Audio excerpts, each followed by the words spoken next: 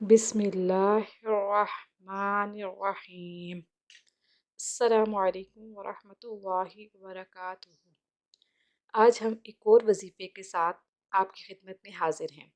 آج کا وظیفہ سورہ فیل پڑھنے کی برکتیں اور فضیلت۔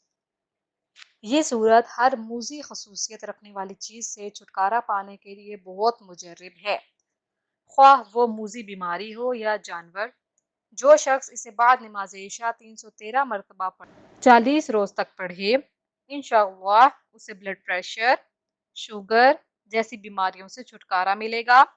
جس کے دشمن بہت ہوں اسے چاہیے کہ نماز عشاء اور نماز مغرب کے درمیان 1250 دفعہ پڑھے۔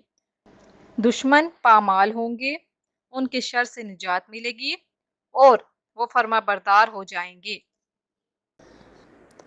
مزید وظائف کے لیے ہمارے چینل کو وزٹ کرنا مت بھولیے گا اور جاتے جاتے ہمارے چینل کو سبسکرائب کر دیجیے۔